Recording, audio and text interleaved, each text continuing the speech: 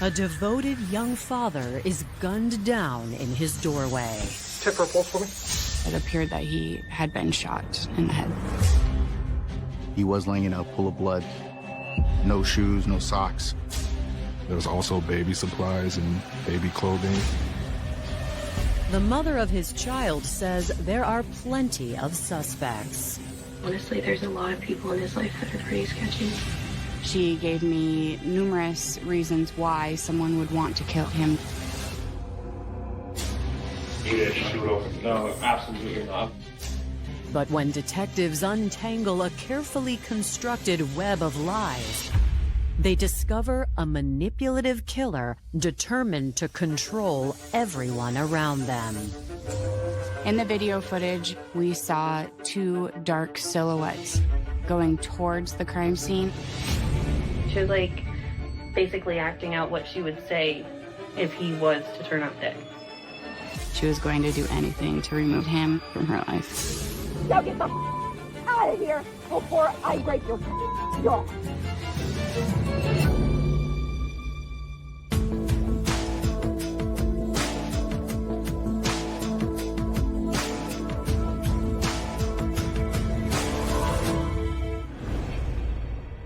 April 22nd, 2022. It's 12:40 a.m. in the small city of Minot, North Dakota, when police receive an emergency call from a local apartment complex. 911, what is the address of the emergency? I just opened my front door and my neighbor directly across from me, he's laid out, bleeding from the head. It looks like he might have been shot or hit. Okay, but he's not moving at all? No, he is not. Okay, we have units on the way to check it out.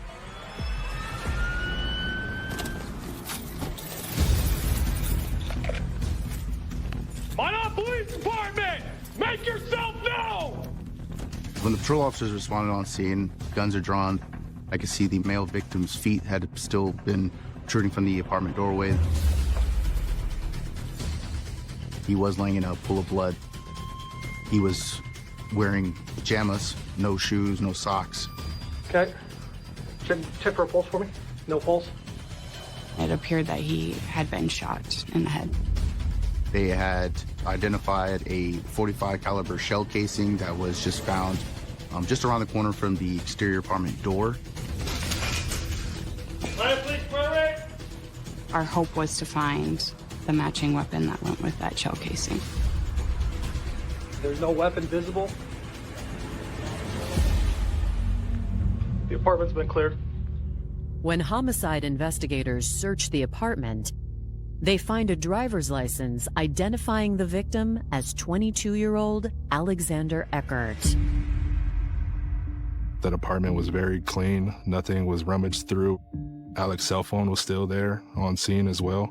So we didn't think a robbery happened. There was also baby supplies and baby clothing and whatnot there to indicate that a child was living there, was going to live there at some point. The image that the apartment painted to me was that it was a well-prepared father. After observing the crime scene, my suspicion was that whoever had killed him, we opened the door for. So we knew that the person, the killer, was going to be somebody Alex knew. We have to figure out who the person is, know their story, if they're having issues with anybody, and talk to the people that's closest to them, because they're going to have the most information as far as who would want Alex dead.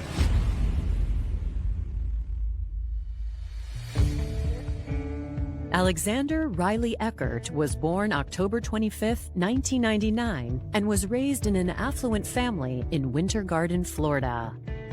Alex grew up in a very loving home. He had a younger brother. He went to a phenomenal school. He was very, very athletic, and he was so witty. He was very, very smart and quick-witted. Alex excelled in school as well as on the field. He played many sports, including baseball, lacrosse, and football. Not only was he fun and easy to be around, but he would talk about things that were good conversation. Alex was very smart.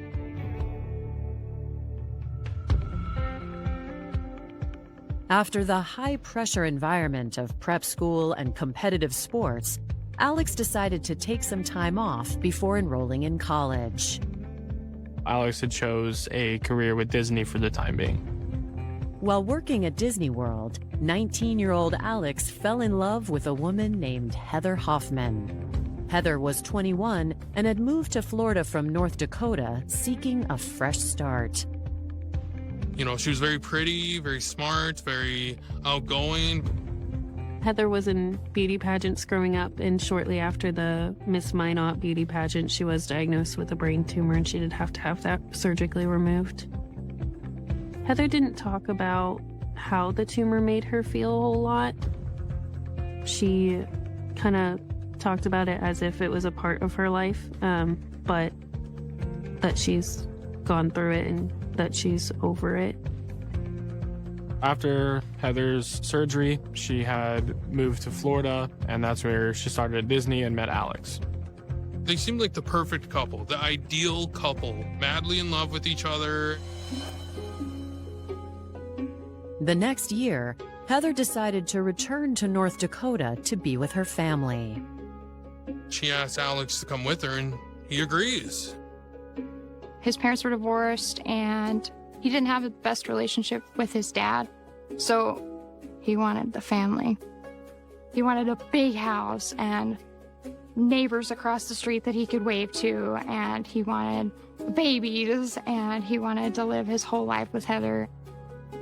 They moved in together, and in the summer of 2020, 22-year-old Heather and 20-year-old Alex found out they were having a daughter. He was overjoyed. This was an amazing thing. It was scary, but it was a good thing. It was a blessing. I remember feeling a little jealous, like an all-American boy who's smart, athletic, handsome. He meets a girl and they have a baby. Like, it was your ideal true love story. To provide for his growing family, Alex took a job in retail and devoted himself to becoming the best husband and father he could be. Heather worked on the Air Force Base. Alex, we worked at one of those big box stores. He became a supervisor, and he just wanted to continue to move up the chain because he wanted to make good money. He wanted to grow. He was going to school for business part-time at Minot State University. He was just, I mean, overall, he was just living his best life. Unfortunately, the good times did not last after the stresses of parenthood took a toll on the young couple. They separated 7 months after their daughter's birth. It seemed like a switch got flipped. She kicked him out, and then he moved in with me shortly after. Heather was accusing Alex, saying he was a drunk and saying all these horrible, untrue things, that he was a bad father and stuff. And I think it just really took a toll on him. He was so committed to being a dad and so committed to building his life with this woman. The rug is swept from under his feet. He had no idea what to do. Alex was heartbroken, but determined to remain a steady presence in his daughter's life and work with Heather to share custody of their child. He was like, okay, if we're going to do this, then we're going to do it right. I'm still going to be, the best dad that I possibly can. But this devoted young father has been found murdered on the doorstep of his new home, leaving investigators to determine why. We had spent shell casings, .45 caliber, and a cell phone. That's all we had to go with, and we kind of had to build the case from there. We were able to quickly determine that there was no signs of a struggle. The door wasn't kicked in. It wasn't rammed, no damage, anything like that. So it signified to us that whoever Alex opened the door for, or whoever went into the apartment, Alex knew. I returned to the police department to look in our local database to see if we had any information or any contact with him previously. We learned that there was custody issues going on between Alex and Heather. Heather was making child abuse claims through the legal system, and they were in and out of court. About a month prior she had filed some child abuse and sexual abuse claims against Alex. The case against Alex was ultimately inactive due to lack of evidence, but detectives can't ignore the conflict between him and Heather. After learning about issues she was having with Alex, we knew immediately we had to go talk to Heather. Coming up, Heather's family paints a disturbing picture of her ex-boyfriend. They definitely corroborated that Alex was basically a monster. And investigators track down a series of potential suspects. We didn't know, was he directly involved in the homicide, or he just doesn't want to get Heather in trouble?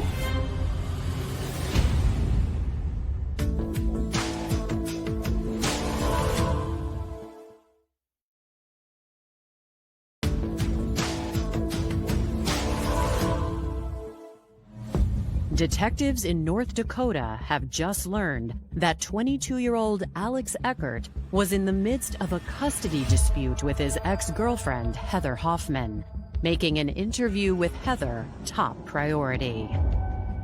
Looking into our local database, we were able to determine that Heather was in fact living on Minot Air Force Base.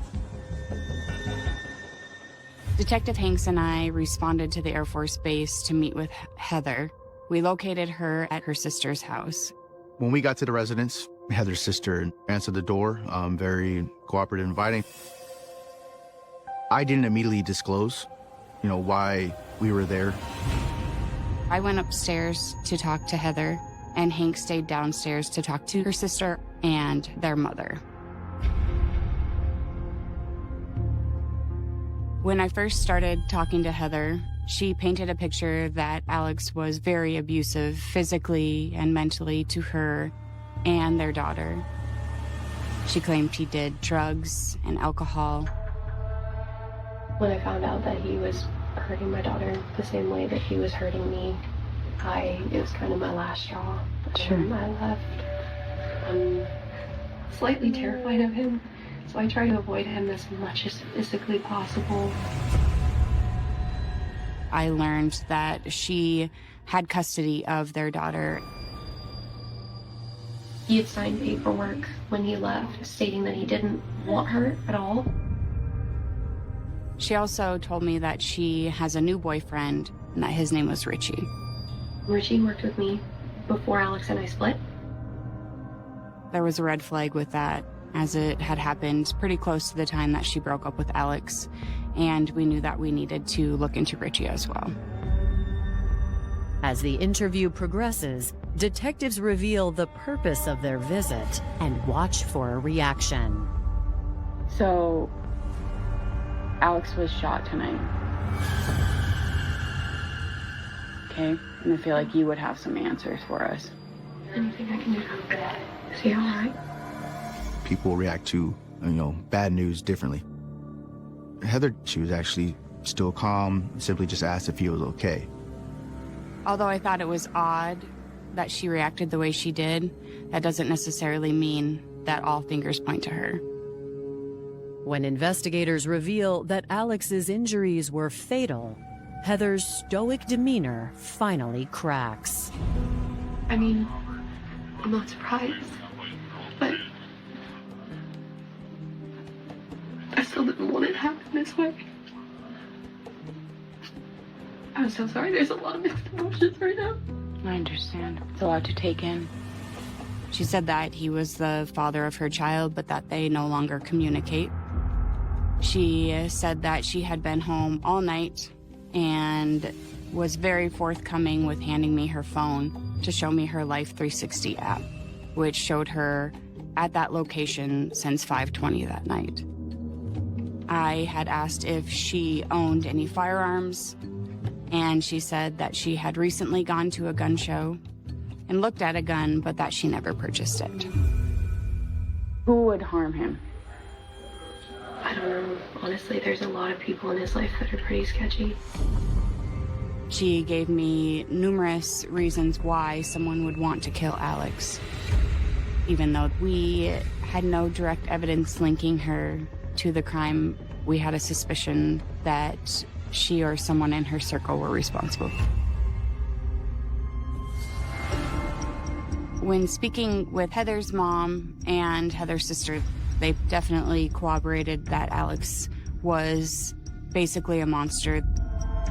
This is interesting because when we search Alex in our database, we'll see is that there was a case filed where she made the child abuse claims. However, it was immediately filed inactive. It was unfounded. There was no evidence to substantiate her claims. When I finally revealed that Alex was actually found this morning to be deceased, he was shot and killed, they did seem in pure shock. So the reason why we're here is because Alex is dead. What? Like he's dead? Like for sure? I don't like him anymore because he hurt my daughter, but oh my God.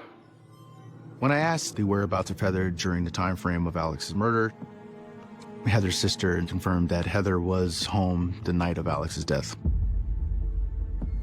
They were able to verify that she had been there the whole night. I mean, on base, you have to show your ID when you go through the gate. Can you not ask them? That was another thing we were gonna do.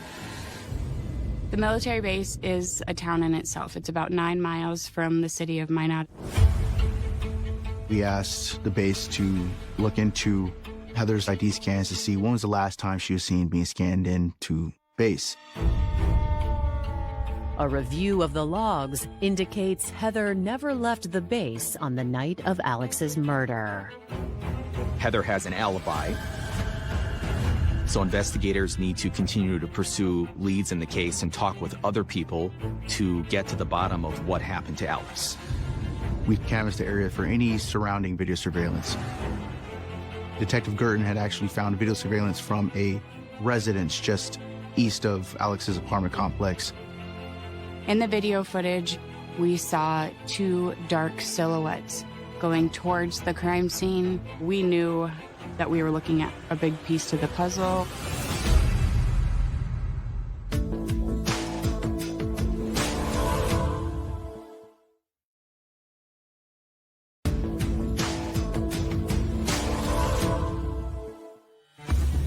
When the prime suspect in the murder of Alex Eckert is alibied, detectives focus on other leads, including surveillance pulled from nearby cameras.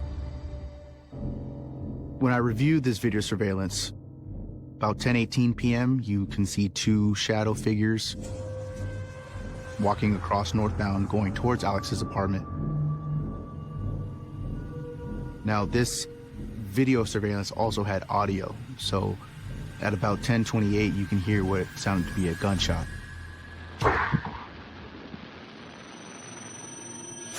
Two minutes later, at 10:30 p.m., the same 2 shadows are seen then walking back towards where they originally came. Even though it's very, very grainy footage, it was clear that the black silhouettes within the video footage were of a taller person and a shorter person. After learning that Heather had a new boyfriend named Richie, it did kind of bring in a possible new motive as to why Alex was murdered. There was the suspicion that Richie may have acted on her behalf to, in fact, kill Alex. So after speaking to Heather and her family, I made contact and spoke with Richie. He was cooperative. We asked him when he last saw Alex. Richie said he hadn't seen Alex since March 2nd. The reason why we're talking about it is because he was found dead in the middle of the night. Oh. So you haven't talked to him or anything like that? Absolutely. Haven't had no issues? No, nope. It appeared as if he stayed out of anything that had to do with Alex and Heather's relationship. He was very forthcoming with information. Do you have any weapons? Yeah, I have a gun in my car. He had an AR, he had a judge, and he also had a 9mm. However, all firearms he indicated he had, none of them matched the caliber of the weapon used in Alex's case. Do you mind telling me where you were last night? I picked up my kid from basketball practice. Okay. And then went to my house. And when would you say you got home? I'd say 10:15. Was there anyone or anything that can verify you're at your house all night? my kid. After speaking with Richie, Detective Hanks and I asked Richie's son to confirm their whereabouts the evening prior. He confirmed, and they returned home and stayed there all night. At that time, we had no reason to believe that Richie had any involvement in Alex's death. Prior to speaking to Richie, when I asked Heather who would want to hurt Alex, she said a lot of people, and specifically people that he worked with. She identified Jason Dugan and a Dale Bonelli as these so-called shady friends. Investigators start by paying a visit to Dale Bonelli. With the police department. Do you know Alex? Was he the one Edgar? shot, man? Yeah. Yeah, I know. How'd you know? How'd you find out? The adrenaline started rushing through me. I got extremely nervous. I told him I had seen a news article on Facebook stating that somebody in North Minot had been murdered the night before. I was not sure who it was. I found out due to cops knocking at my door. He had nothing but good things to say about Alex. His main information was that if something happened to Alex, that it probably had something to do with the Hoffman family. Just being straight up, you had nothing to do with it. You didn't shoot him. No, absolutely not. I love that guy. They then asked me who I thought had done it. I told them face to face that they needed to be looking at Heather and not his friends or coworkers. After confirming Dale's alibi, detectives question Jason Dugan, who has the same things to say about Alex and Heather. Heather painted a picture of Alex that he was abusive. It was a very vivid picture that he was essentially a monster in her life. And Dale and Jason painted the complete opposite picture. Jason alleges that certain members of Heather's family had been threatening towards Alex, heightening the tension. The only complaints that he ever had was about his ex. It was kind of interesting talking to Jason after we had just talked to Dale, because the two pretty much corroborated the information that Alex was afraid of Heather and Heather's family. On day 2 of the investigation, detectives hear from more friends about another detail Heather mischaracterized. April 23rd, I received a call from Tony and Danny, two sisters that were friends and coworkers of Alex. They called me saying they want to speak on Alice's behalf. We got a hold of Detective Hanks, and we tried to give him as much information as possible. We learned that Heather did not have primary custody of their daughter, but that she was just withholding the daughter from Alex. Alex and Heather had a growing dispute over custody of their child, and that dispute boiled over time, and it became very bitter. Heather was claiming that Alex was a drunk, which wasn't the case. Alex hated drinking. Alex didn't even like beer. Alex didn't like the taste of alcohol. She was claiming that Alex was abusive, and that couldn't be farther from the truth. In fact, none of Heather's abuse claims against Alex were ever substantiated. He was investigated, and every single time, they didn't find anything. Nothing that she was saying was holding water anymore. So the judge favored Alex's side. All of these things had been dismissed. She was being told by the judge, stop having supervised visits because he has equal rights. To detectives, the possibility of losing her child would give Heather plenty of motive to kill Alex. But with a tentatively confirmed alibi, someone else would have had to do it for her. There was a lot of men in Heather's life, from her brother-in-law, new boyfriend, co-workers. At the time, it stood to reason that there were questions being raised about, could one of these other individuals have killed Alex? In a stroke of luck, police receive a call reporting the discovery of a potential murder weapon. A neighbor of Alex's was walking in the area and located a gun on the ground. She then contacted law enforcement and that gun was seized. The gun is a .45 caliber pistol, which still contains several hollow point rounds. It was pretty likely that this was going to be our murder weapon just based off the vicinity, but at that time we just weren't sure. Authorities submit the gun for forensic testing. But before they can link the weapon to the murder or a suspect, they receive another tip. The caller indicated that there was a female named Heidi that worked at the Minot Air Force Base that might have information in regards to the homicide. Coming up, a surprising witness reveals cracks in Heather's story. She said Heather was coming up with what she was going to say when Alex was killed. And the trail of evidence leads to a possible accomplice. I just heard that if I talk that I'll end up like him.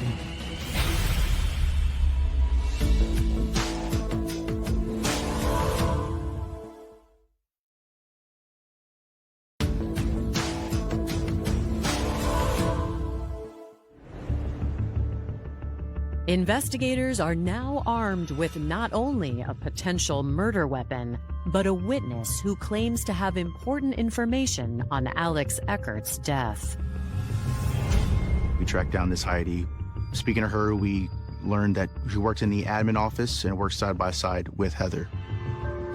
When I first met Heather, she was very open and she talked about Alex very positively.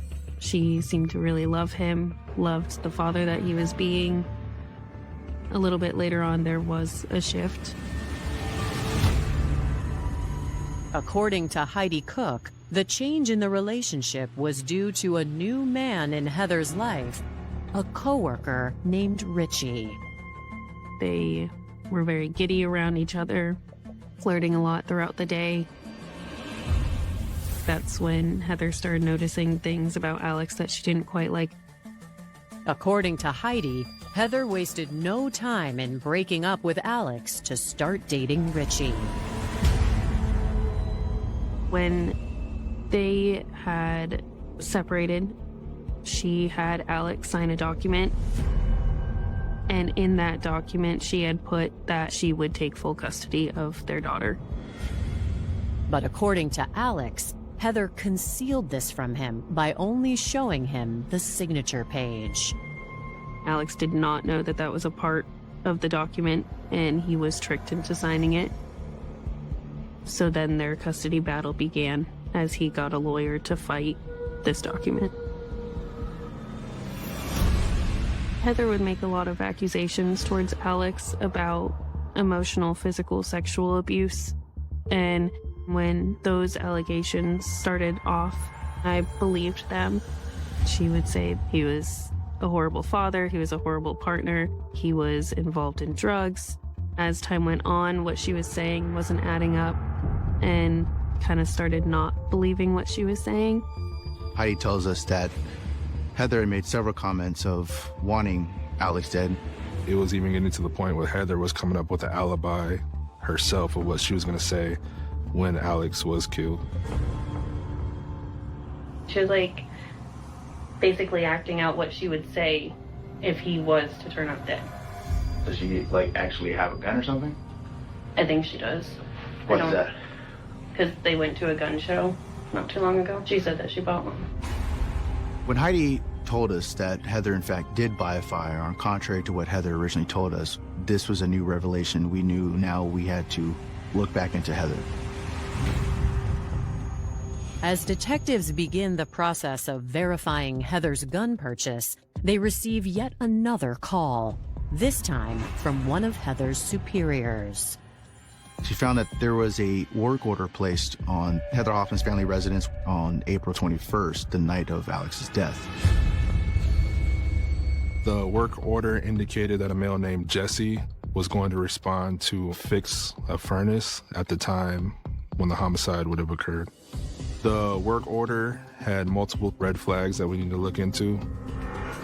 The first one was that Heather created the work order herself, which is not typically how it is conducted. The maintenance worker that responded out to the residents to do the maintenance was named Jesse. Now, this was odd to this manager because Jesse was not the on-call maintenance worker. It was also determined that the work order was created after the homicide. We handle work orders very frequently. It is stamped with your name when you do access the computer. Heather created the work order approximately 9 hours after Alex was shot.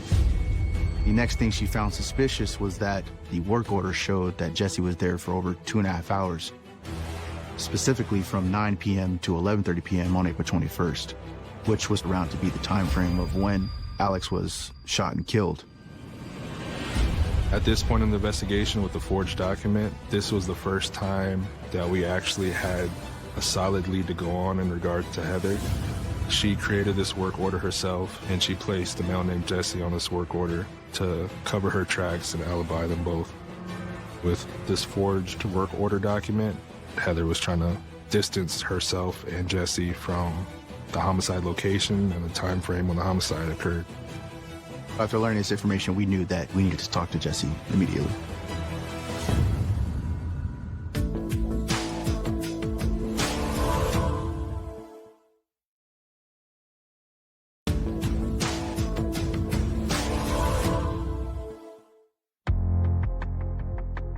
Three days into the investigation of Alex Eckert's murder, detectives believe they are close to tying his ex-girlfriend, Heather Hoffman, to the crime. And a man named Jesse may be the missing piece of the puzzle. We didn't know, was Jesse directly involved in the homicide? Did he talk to Heather and have information in regards to the homicide? Or is he just really close with Heather and doesn't want to get Heather in trouble? Sergeant Johnson and I made contact with Jesse at the Minot Air Force Base. We decided to speak with Jesse inside of one of our unmarked patrol units. He didn't want to give a lot of information initially when we spoke with him. He seemed scared about talking with us. I don't know what kind of threats you got, but if you got threats from somebody, that's something that we didn't know. I know, I just heard that if I talk, that I'll end up like him. Who told you that? Richie? No, I ain't afraid of Richie. I'm more afraid of Heather than anything. When detectives confront Jesse with the fraudulent work order Heather placed the night of the murder, he finally cracks. Jesse ended up telling us the night of the homicide, they were hanging out, just talking. He told investigators that Heather asked him to drive her to Alex's apartment that night, and he agreed to do it. Heather pretty much says, this is my last opportunity that I'm going to be able to talk to Alex before this hearing. He was just there kind of for support for Heather, because Heather tried to relay that Alex was a bad guy and abusive. I kept asking her, I was like, we're just talking, right? And she's like, yeah, because she was, the only reason you're here is because in case he hits me. When they get to his apartment, Jesse describes that he was not in view and he was actually around the corner of Alex's apartment door. Jesse indicates that Heather begins to knock on Alex's door. Alex answers, sees Heather. When he opened the door, he said, Heather, what are you doing? We're not doing this right now. I just stood there, and she goes, does it look like I'm joking? And then that's when I heard the pop. Jesse panics, almost freezes, then describes that Heather immediately just took off running and they proceeded back to the vehicle. Jesse ends up driving Heather to the Air Force Base.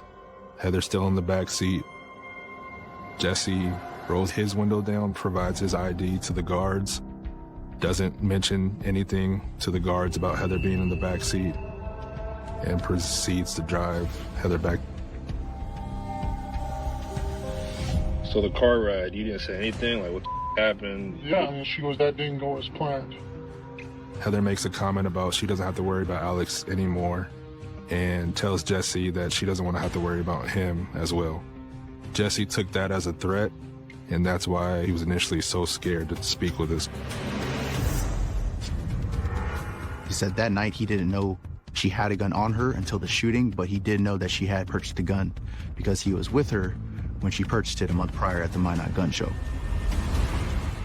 Of course, that popped in our heads that maybe he was the one that pulled the trigger on behalf of Heather or trying to protect Heather.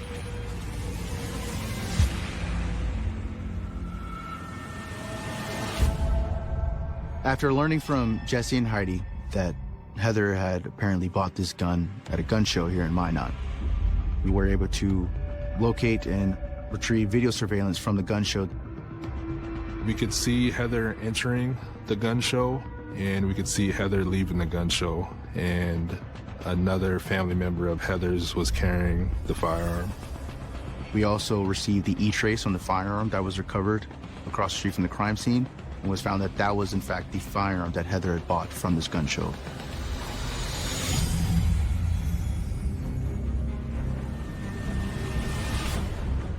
The autopsy revealed that there was an entry wound on the right nostril of Alex in an upward trajectory, which tells us the shooter is much shorter than Alex.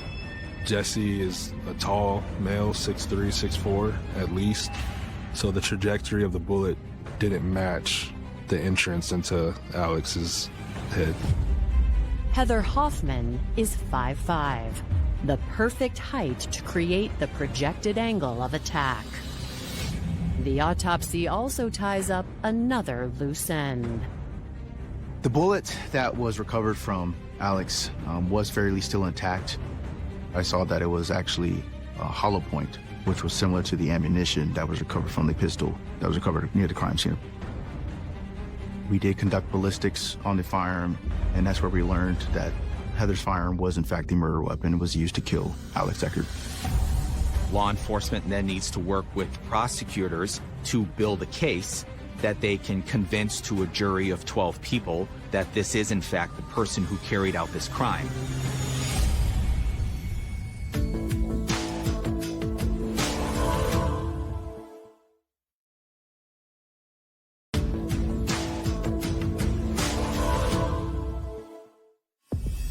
After 4 days of investigation, North Dakota police have enough evidence to charge Heather Hoffman with the murder of her ex-boyfriend, Alex Eckert. Upon making contact with Heather, her reaction was flat. It was almost as if she was waiting for us to arrest her. I knew in my gut that we had the right person. Heather's arrest comes as a shock to their friends, but in hindsight, it begins to make sense. Heather seems to be very truthful, but the more you look into it, it seems like there was plenty of lies and red flags leading up to this. Heather exaggerated a lot of things in her life, and it created a false narrative of who she was. Heather did believe her own lies. I think that she thought she was doing what was best for their daughter. I never knew that she had this evilness in her to do something like this. I don't think anyone knew that she was this way. In September 2023, Heather stands trial for murder. Though Heather denies coercing Alex into signing over his parental rights, prosecutors reveal evidence that Heather tried to intimidate Alex into giving her what she wanted. Alex recorded a conversation that he had with Heather where Heather confronts him about how they're raising their child. And they played this entire recording in court over audio, and it was admittedly difficult to sit there and listen to it. And you a month. A month. Correct. Because that is what it takes to pay for this child. You are an irresponsible parent. You didn't have to kick me out of the house. Yes, I did. You don't need to be in the house to be responsible for your child. Now get the out of here before I break your jaw. You continue to fail her. How dare you sit here and tell me you love her the amount that I do, when you can't even take care of her because you're irresponsible and selfish. Get out of here. Oh, you just smacked me. Yes, it's Because that child is worth more than your or my life combined. And you're failing her. When that audio became aware to us, it was clear who the real victim was in this. The prosecution argues that after threats and allegations of sexual abuse didn't work, Heather only saw one option left. Heather snapped because she knew that it was coming towards the end and Alex was going to get custody. This was her last-ditch effort to try to do something to get the child. But according to the defense, the wrong person is on trial. During the trial, the defense focused on Jesse. However, where they failed was Jesse didn't have any motive.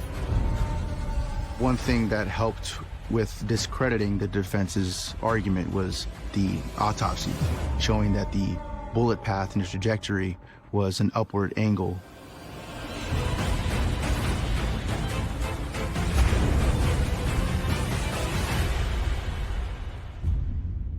On September 12th, it is left to the jury to decide. After a swift deliberation, they return with a verdict. Heather was convicted of double-A felony murder in Alex Eckert's death, and she was later sentenced to life in prison without the possibility of parole. Further, the judge ordered that she have no contact with her child, specifically because she took that right away from Alex. It's just such a loss that now the child lost both parents, but she got what she deserved because this is unredeemable. This is unforgivable. She has no remorse. She was going to do anything to remove Alex from her life. The time with Alex was unforgettable. There's only good memories. There's no bad ones. I'm really happy that I was able to have these memories with him. We were supposed to make so many more. His daughter's pink beanie, he took it everywhere with him. He was working so hard for her. This was all for her, is what he would say.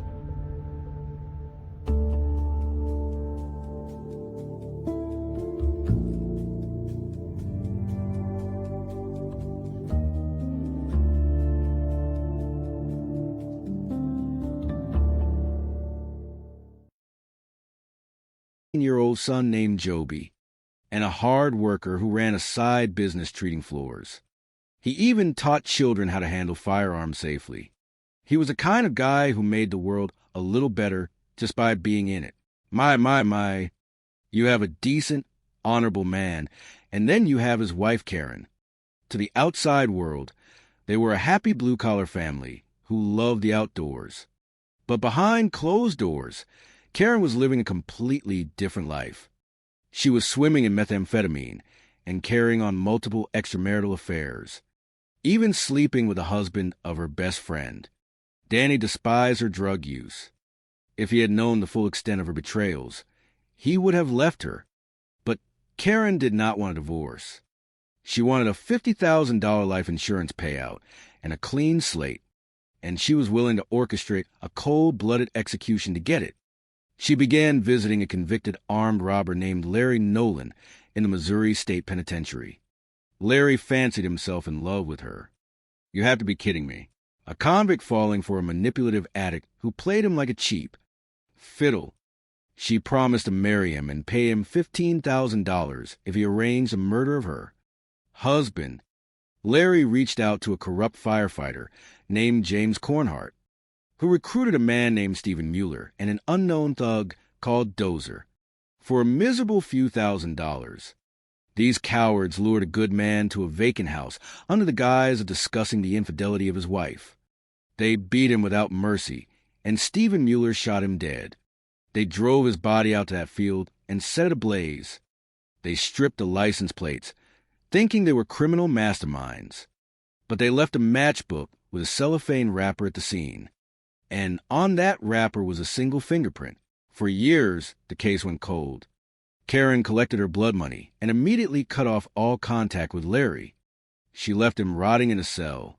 Hell hath no fury like a criminal scorned. before dying of hepatitis in prison. And enraged, Larry confessed the entire pathetic plot to his cellmate, completely destroying the grand illusion Karen had built. By 1999, the Federal Bureau of Investigation heard the whispers and knocked on our door. We dusted off that cellophane wrapper, and the fingerprint matched James Cornhart perfectly. When the walls closed in, the rats turned on each other. Stephen Mueller confessed everything to save his own skin.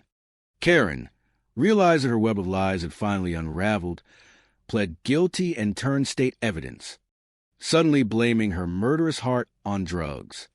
She claimed she was sober now and had a new perspective. I tell you, a sober snake is still a snake. Cornhart and Mueller were sentenced to life in prison. Karen received a 20-year sentence for her cooperation, 20 years for ordering the slaughter of the father of her child.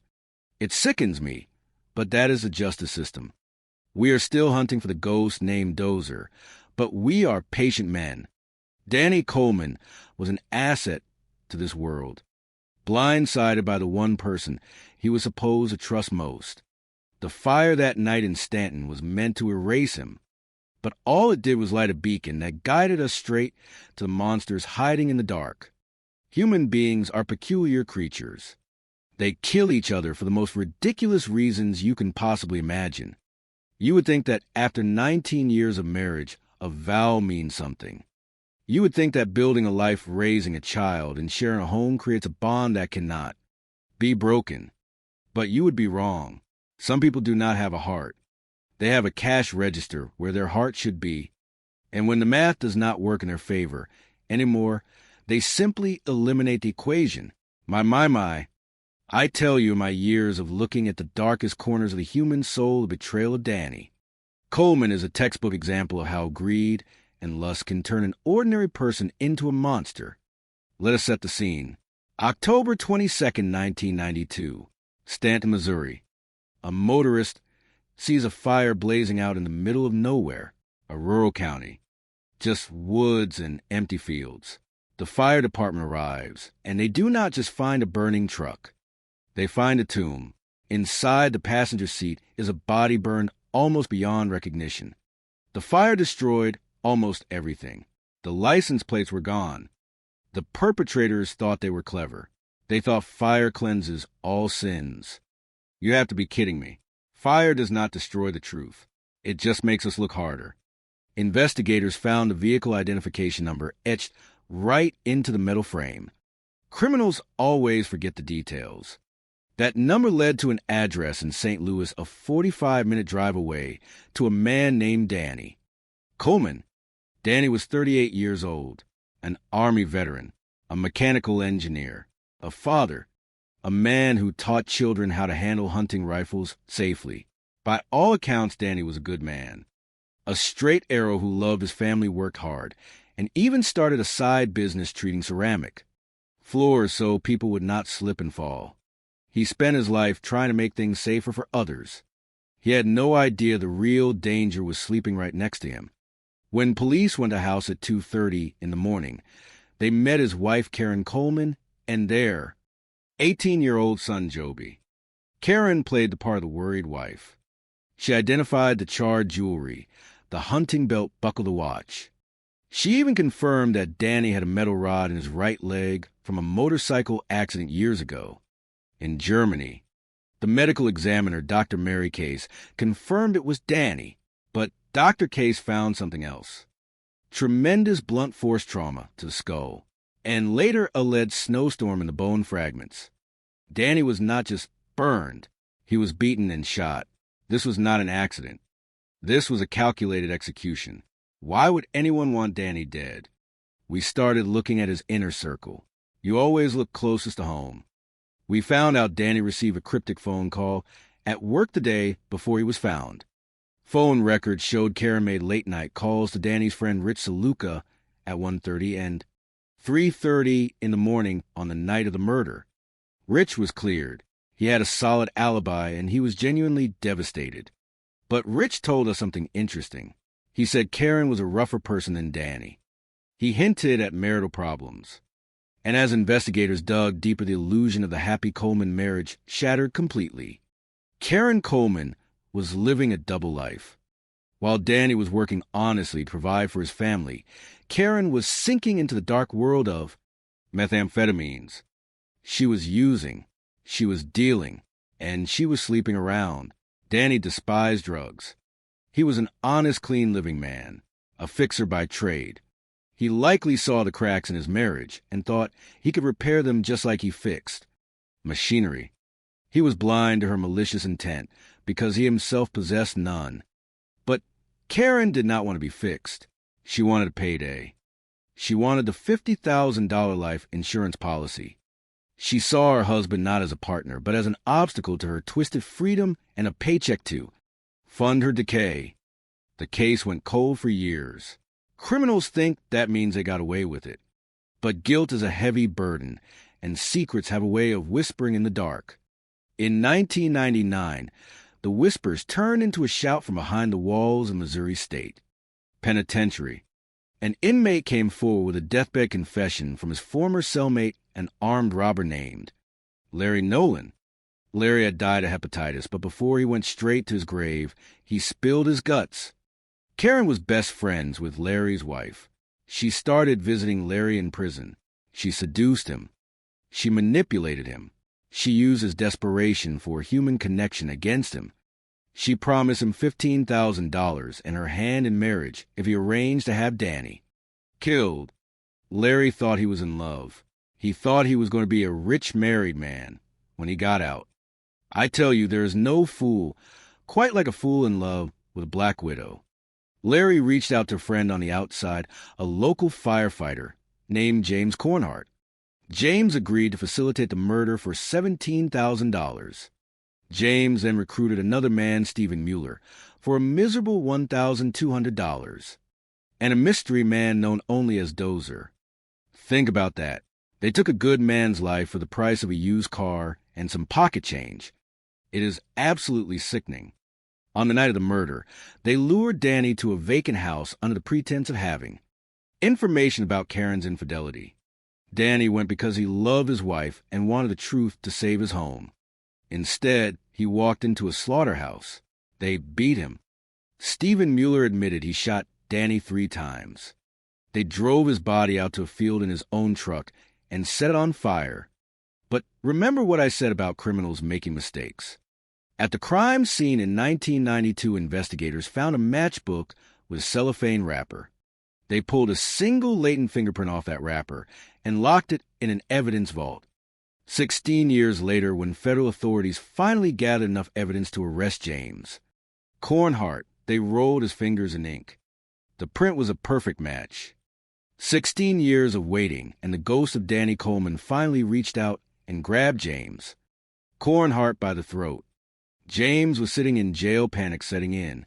He made a phone call to Stephen Mueller asking him to throw a homemade silencer built from a lawnmower muffler off a bridge. We listened to the tapes. We brought Stephen in, and he sang like a bird. He wanted the weight off his shoulders. The dominoes were falling, and Karen Coleman realized she was standing right in the path of destruction. Faced with federal charges, in 2010 Karen folded. She confessed to everything. She blamed it on the drugs, of course. Criminals always look for a scapegoat. She claimed she had a new perspective now that she was sober. But sobriety does not cure a rotten soul. She got 20 years in federal prison. James and Stephen got life sentences. Dozer is still out there, but let me tell you something about secrets. They do not stay buried forever. Danny Coleman was an asset to this world. He was a great guy who was completely blindsided by his loyalty and his love for a woman who viewed him as nothing more than a bank machine. He deserved better. He deserved a long life watching his son grow up. His killers thought they were clever, but in the end, they were just greedy, sloppy, and stupid. Justice took its sweet time, but it arrived. It always does. Humans are peculiar creatures.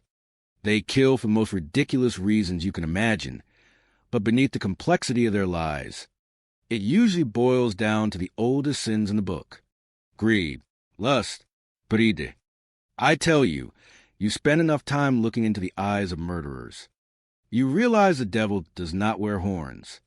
Sometimes the devil is sitting right across from you at the dinner table. It was the night of October 22nd, 1992, just after 9 o'clock. A motorist driving down Interstate 44 through the rural darkness of Stanton, Missouri, spotted a fire burning out in an isolated field. The Franklin County Fire Department responded to what they thought was a routine vehicle fire. But when they extinguished the flames, they found a body in the passenger seat. The fire was so intense, the vehicle was reduced to a blackened skeleton. But fires, you see, are funny things. Criminals think fire cleanses all sins. They believe it erases their mistakes. They are wrong. The victim was burned beyond recognition. No guardi, no identificación. Whoever did this removed the license plates to delay us. That is a conscious effort to obstruct justice. But they forgot one tiny detail. They always forget something. The vehicle identification number was still etched into the frame of the truck. That number led investigators to an address 45 minutes away in St. Louis, to a man named Danny Coleman. Danny was 38 years old. By all accounts, a genuinely good man. He served his country in the Army back in 1971, stationed in Germany until a severe motorcycle accident shattered his right leg. They put a metal rod in that leg to put him back together. After his discharge, he built a life. He married his wife, Karen, in 1973. They had a son named Joby in 1974. Danny worked hard as a mechanical engineer and even started a successful side business treating flooring to make it non-slip. He did not drink. He did not smoke. He spent his free time teaching children gun safety. He was the kind of man who carried the weight of his family on his shoulders without complaint. When investigators knocked on the Coleman door at 2:30 in the morning, they found Karen and 18-year-old Joby. They presented the personal effects recovered from the ashes: a gold chain, a ring, a watch, a belt buckle from a hunting organization. The family identified them through tears. The metal rod in the victim's leg confirmed the tragedy. Danny was dead. The investigation stalls. When a good man dies a violent death, you have to look at the people closest to him. The autopsy by Dr. Mary Case revealed the horrifying truth. This was no accident. The skull was crushed by severe blunt force trauma. He was beaten to death before the fire was set. We found a matchbox and a cellophane wrapper near the scene. Someone dropped in the dark. We pulled a latent fingerprint off that cellophane. We ran it, but we got no match. The ghost remained invisible. We looked at Danny's friend, Rich Saluka. There were cryptic phone calls to Rich from the Coleman house at 1:30 and 3:30 in the morning on the night of the murder. Rich was shocked. He cooperated fully. His alibi was ironclad. But Rich gave us a window into the reality of Danny's life. He told us Danny and Karen were having marital issues. We dug into Karen Coleman. My, the grieving widow was not who she pretended to be. She was living a double life. We discovered she was deeply involved in using and dealing methamphetamine.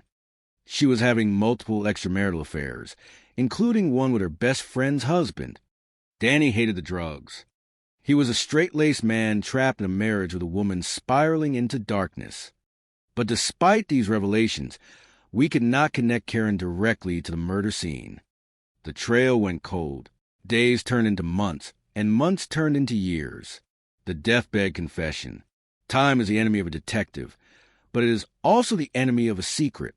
People talk. They always talk. Fast forward to 1999, 7 years later. The Federal Bureau of Investigation in St. Louis received a call from Missouri State Penitentiary. An inmate had a story to tell about a former cellmate named Larry Nolan, a convicted armed robber who died of hepatitis in 1996. Before Larry took his last breath, he made a deathbed confession. He said he helped orchestrate a murder. The victim? Danny Coleman. And who put him up to it? Karen Coleman. You have to be kidding me. Karen and Larry's wife were friends. Karen started visiting Larry in prison by herself in December of 1989. She manipulated him. She used her body and his pathetic infatuation to spin a web. She promised Larry $15,000 from Danny's $50,000 life insurance policy, and she promised to marry him. All he had to do was arrange to have her husband eliminated. Larry reached out to a friend on the outside, a stand-in firefighter named James Cornhart. Cornhart agreed to do the dirty work. Larry even arranged to have a silencer manufactured from a lawnmower muffler for Cornhart's pistol. Karen gave him Danny's schedule, but after the deed was done, Karen cut Larry off. She never paid him the money. She stopped visiting. Larry died angry and betrayed, pouring his heart out to his cellmate. There is no honor among thieves, and there is certainly no loyalty among murderers. The net closes. We check the prison visitor logs. Karen Coleman and James Cornhart were both on Larry Nolan's list. We had the medical examiner look at Danny's x-rays again. She found a lead snowstorm, fragments of bullets embedded in the skull, proving Danny had been shot, just as the inmate claimed. It took until 2008 to build a case strong enough for the federal prosecutors. On December 12, 2008, authorities arrested 49-year-old James Cornhart at his firehouse. They fingerprinted him. 16 years after a man was beaten and burned in a field, the science caught up. Cornhart's print matched the latent fingerprint left on the matchbox cellophane at the crime scene. Cornhart made a fatal mistake in jail. He made recorded phone calls to a friend named Stephen Mueller, asking him to throw away a gun, some ammunition, and a lawnmower muffler hidden at his house. Investigators squeezed Mueller. Mueller broke. Mueller confessed that he, Cornhart, and a third unidentified man, known only as Dozer, lured Danny to a vacant house under the pretense of discussing Karen's infidelity. When Danny arrived, they ambushed him. They beat him relentlessly, and Mueller admitted he fired the 3 fatal shots. They drove Danny to the field in his own truck and set on fire. Why? For a fraction of $50,000. Cornhart was promised $17,000. Mueller was promised $1,200. They extinguished a good man's life for pocket change. The cost agreed. When we arrested Karen Coleman at 54 years old, she finally faced music, facing conspiracy to commit murder for higher charge. The grand manipulator tried to save herself one last time. She flipped on the others for a lighter sentence. She admitted she wanted out of the marriage and wanted the insurance money to start a new life. Archives. For 2 years, the apartment remained quiet, and the memory of Long and Hong lived on only in the hearts of those who loved them. Chapter 6. The Unlikely Witness. The breakthrough came in the year 2015 from an entirely unexpected source. In Houston, Texas, a young man named Willie Guillory was arrested for a felony involving the theft of a horse. Because he was now an adult facing a felony charge, his DNA was entered into a national database. Within days, the system flagged a perfect match between Willie's DNA and the marijuana cigarette left at the Arlington crime scene 3 years prior. At the time of the murders, Willie had been only 16 years old, which explained why his profile had not been in the system during the initial investigation. Detectives immediately brought him in for questioning. Confronted with the scientific evidence placing him inside the apartment, the young man broke down in tears and confessed. "I was there," Willie admitted, his voice trembling. "I did it, but I did not do it alone. My uncle, Bobby Guillory, brought me along. He told me we were going to help someone do a job in Arlington." Willie explained that his uncle had been given a key to the apartment to make the entry look seamless. The plan was to stage a burglary, leaving behind the bandana, the pills, and the beer bottle to throw the police off the scent. However, when the couple returned home earlier than expected, the situation escalated into violence. After incapacitating the couple, Bobby and Willie used duct tape to secure them in the closet before fleeing back to Houston. When asked why they would target 2 elderly strangers, Willie revealed a name that sent chills down the detective's spines. Daphne Wright, the spiritual advisor. Chapter 7. The Spiritual Loan Shark. According to Willie, Daphne Wright had been the driving force behind the entire plot.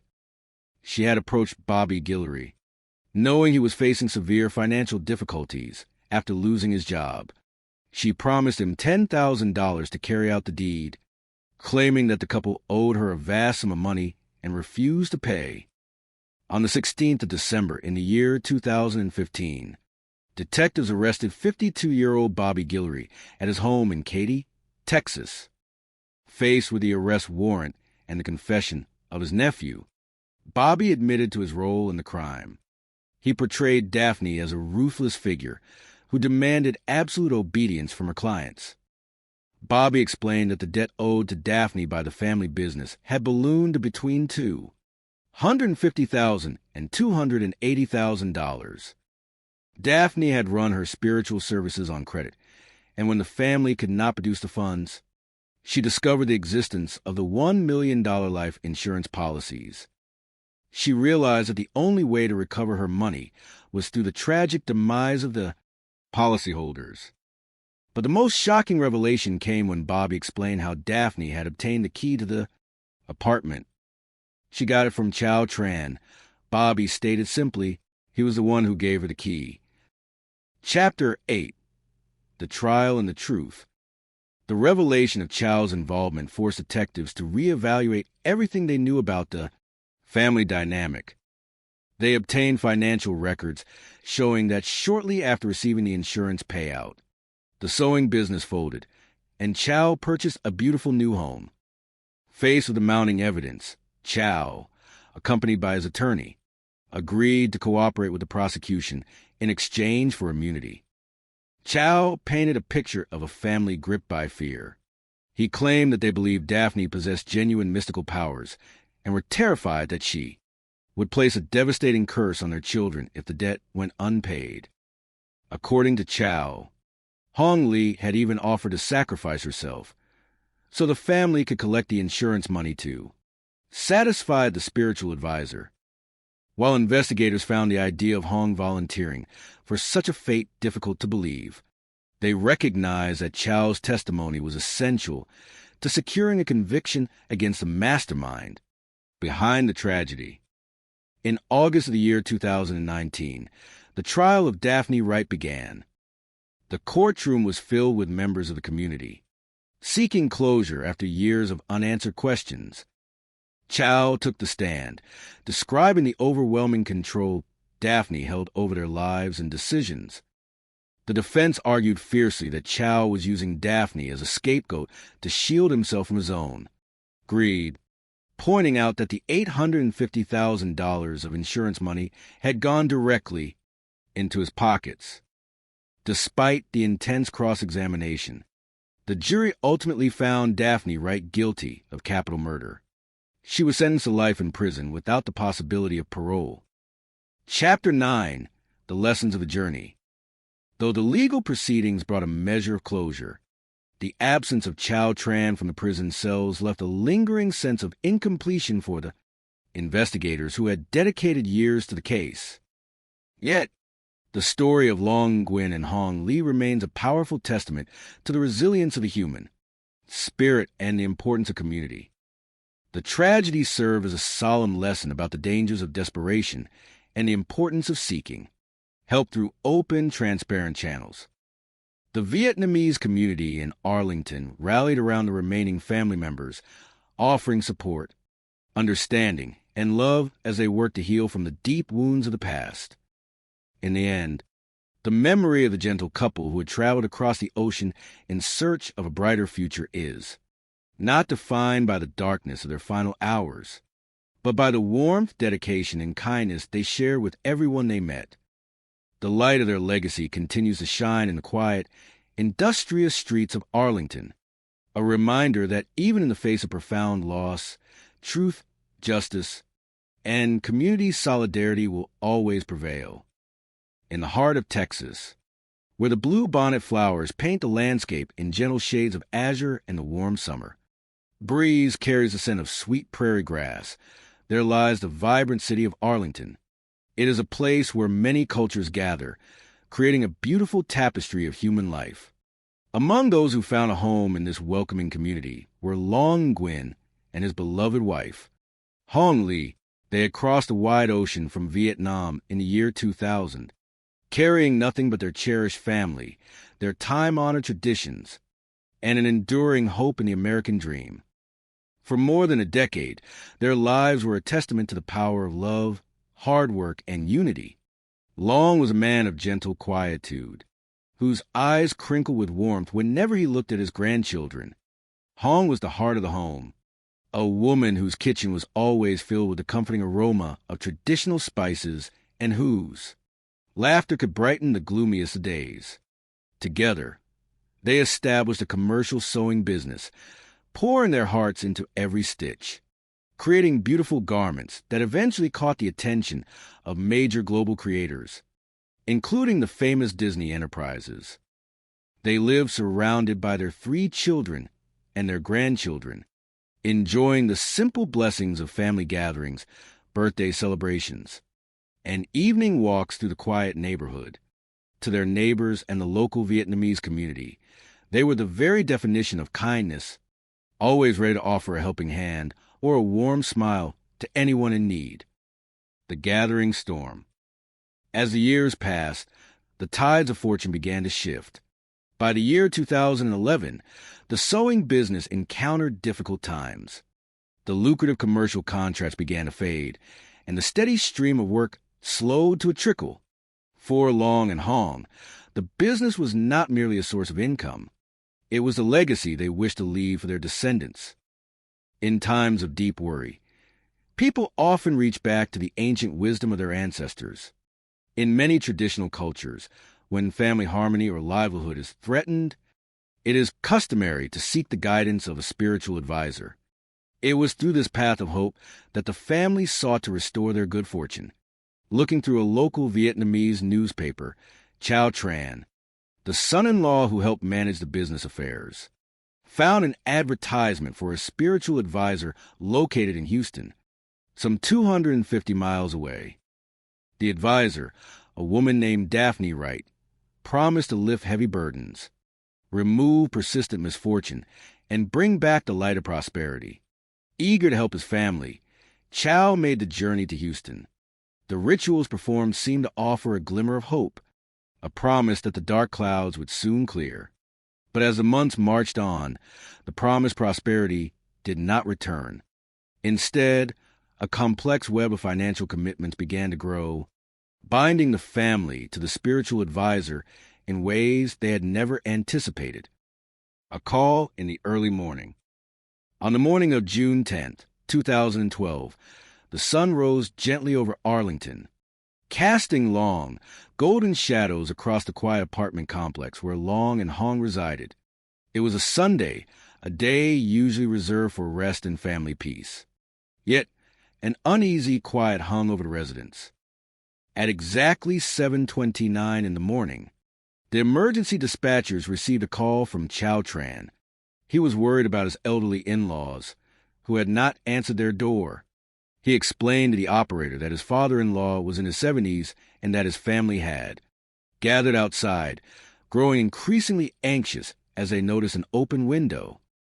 When the responding police officer, Officer Weller, arrived at the scene, he immediately felt the unusual gravity of the situation. It was far too early for a routine welfare check, and the sight of an entire family waiting anxiously outside the apartment was deeply moving. Weller, a dedicated officer with 14 years of experience, approached the front door with a quiet prayer for the safety of the residents inside. Entering the apartment, he called out, but only silence answered his voice. The living area appeared in disarray, with items scattered as if a sudden storm had passed through the rooms.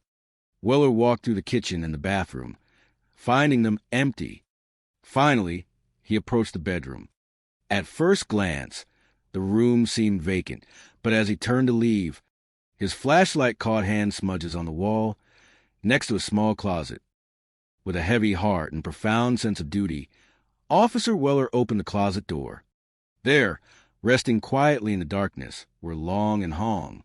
They had passed away together, bound in their final moments by the cruel hands of fate.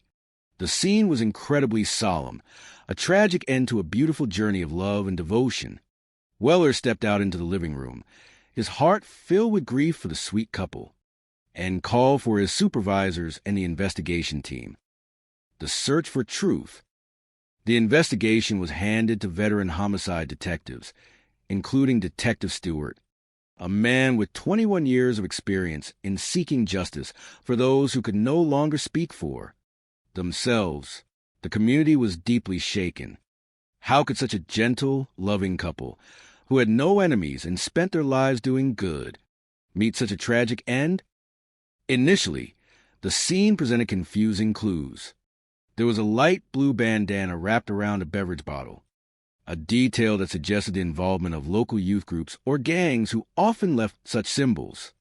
Behind, there were also scattered items that hinted at a robbery gone wrong. However, the detectives, with their years of wisdom, felt that something was not entirely right. The crime seemed far too personal, and the scene felt almost too perfectly arranged, as if someone were trying very hard to tell a specific story.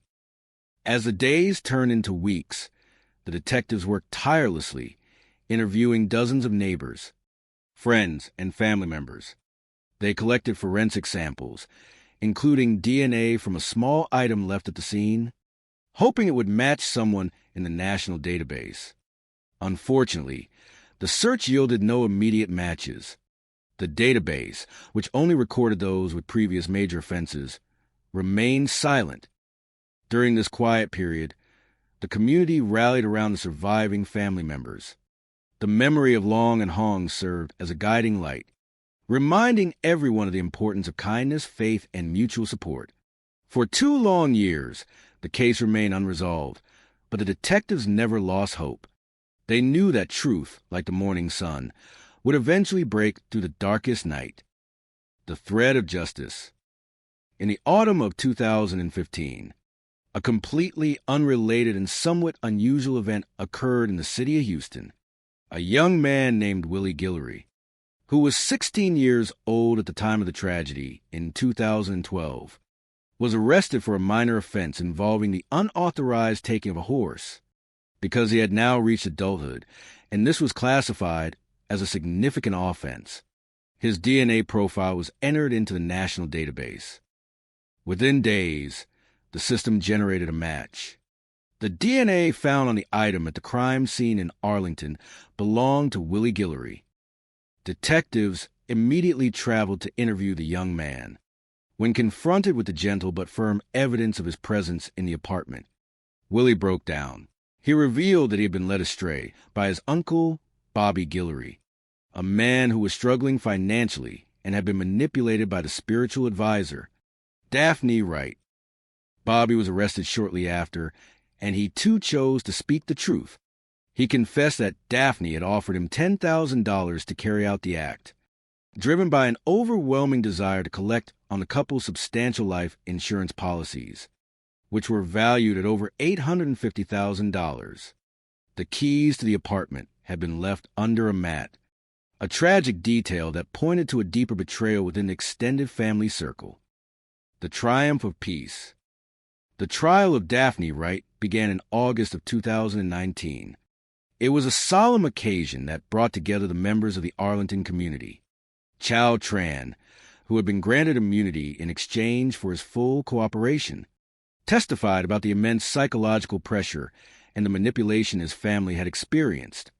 Under the influence of the advisor, the defense argued that the responsibility lay elsewhere, but the jury saw through the complexity of the scheme. They recognized the tragic consequences of greed and the manipulation of ancient beliefs. Daphne Wright was convicted of major offenses and sentenced to life in prison without the possibility of parole. Though some questions remain regarding the full extent of everyone's involvement, the resolution of the case brought a profound sense of peace and closure to the community. The story of Long Nguyen and Hong Lee became a powerful lesson in the value of family unity, the dangers of misplaced trust, and the enduring strength of the human spirit. Today, in the quiet neighborhoods of Arlington, the legacy of the gentle weavers of dreams lives on. Their children and grandchildren carry forward their traditions of kindness, hospitality, and unconditional love. The community remembers them not for the tragedy that took them away, but for the beautiful, inspiring lives they lived, proving that love is indeed stronger than the deepest shadow, and that justice will always find its way home. The summer sun in northern Texas rarely showed mercy, even in the early hours of the morning. On the 10th of June, 2012, in the city of Arlington, the air was already thick with a heavy, clinging heat. At exactly 7:29 in the morning, a phone rang in the quiet, sterile room of the emergency dispatch center. The voice on the other end belonged to Chow Tran, a 38-year-old immigrant from Vietnam. His voice trembled, a delicate thread of panic woven through his heavily accented English as he requested a welfare check on his elderly in-laws, Long Nguyen and Hong Lu. "Can you give me their names?" the dispatcher asked, her fingers hovering over the keyboard. "My father-in-law's name is Long," Chow replied, carefully spelling out the letters one by one. "Alenji, last name Nguyen. He is 70-something right now. My wife, my son." They went to look. They saw everything fallen down inside. Chow had sent his teenage son to knock on the apartment door just moments earlier. The boy had knocked repeatedly, his knuckles bruising against the cheap wood. But no sound came from within. The silence was heavy, almost suffocating. As more family members gathered in the narrow breezeway of the apartment complex, their worry hardened into absolute terror. They noticed that one of the front windows was slightly open, a gap that seemed to whisper of some unseen intrusion. The responding officer, a dedicated public servant named Weller, arrived quickly, having served the community for 14 years. Weller was accustomed to the mundane nature of welfare checks. Usually, they ended with a sheepish resident apologizing for a dead phone battery or a long sleep, but this morning felt different. Upon entering the apartment, the signs of a struggle were immediately apparent. The living room was in complete disarray. Compact discs were scattered across the floor like discarded scales. Furniture was overturned, and a sense of cold violation hung in the air. Weller called out, his voice echoing flatly against the walls. There was no answer. He checked the kitchen, then the bathroom, finding nothing. The only room left was the master bedroom. Weller stepped into the bedroom, shining his flashlight into the dim corners. Initially, he saw nothing unusual and began to turn around, relieved at the thought that perhaps the elderly couple had simply gone for an early morning walk to enjoy the cool breeze. But as he turned, his flashlight caught something on the wall next to a small, unassuming closet. There were smudges, dark, desperate handprints. An instinct, honed by over a decade of police work, told Weller to pause. Every fiber of his being urged him not to open that closet door, but duty compelled him. He reached out, turned the handle, and pulled. Inside the cramped space lay Long Nguyen and Hong Lu. They were bound tightly, their bodies hog-tied with heavy silver duct tape that wrapped around their limbs, their heads, and their mouths. There was blood splattered across the walls and floor. In that single, frozen second, Weller knew they were gone. The seasoned officer walked out of the bedroom, his mind blank with shock. He stood in the middle of the empty living room, unable to speak, unable to even lift his radio to call for help. When he finally found his voice, he requested a supervisor in the crime scene unit. Chapter 2, The Dream in the Shadow. To understand how this tragic end befell Long and Hong, one must look back to the year 2000, when they first arrived in the United States. Like many before them, they had left Vietnam to seek a peaceful, prosperous future for their 3 children and grandchildren. They chose Arlington, Texas, a bustling city in Tarrant County known for its vibrant and supportive Vietnamese community. The first major wave of Vietnamese immigrants had arrived in the region after 1975, following the fall of Saigon. Over the decades, they built a thriving cultural enclave, establishing businesses, temples, and tight-knit neighborhoods where the old traditions could coexist with modern American life. Long and Hong saw this as the perfect place to build their legacy. With the help of their son-in-law, Chow Tran, who spoke the best English in the family, they established a commercial sewing business. Chow became the face of the enterprise, negotiating contracts and managing relations with external partners. For nearly 10 years, their hard work rewarded them. They even secured a highly lucrative contract to manufacture garments for a global entertainment giant, Disney. They were living the American dream. However, by the year 2011, their fortunes began to shift. The contract with Disney was lost, and the business entered a steep, devastating decline. As bills accumulated and resources dwindled, the family sought a solution rooted in the ancient spiritual traditions of their homeland. For thousands of years, many East Asian cultures have maintained a deep belief in spiritual guardians, ancestral blessings, and the power of spiritual advisors to realign one's fortune. When a family faces a major crisis, such as financial ruin or legal trouble, they often seek the guidance of a spiritual medium to lift perceived curses and restore harmony. In their search for help, Chow Tran and his mother-in-law, Hong Lu, found an advertisement in a local Vietnamese newspaper for a spiritual advisor based in Houston, approximately 250 miles away. The woman, Daphne Wright, claimed she possessed a unique ability to remove negative curses and bestow blessings of wealth and protection. Encouraged by Hong, Chow traveled to Houston to meet Daphne at her home. She performed an elaborate ritual, promising that their business would soon recover.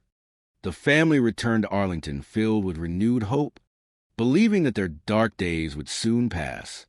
They had no idea that their search for spiritual salvation would instead introduce a predatory force into their lives.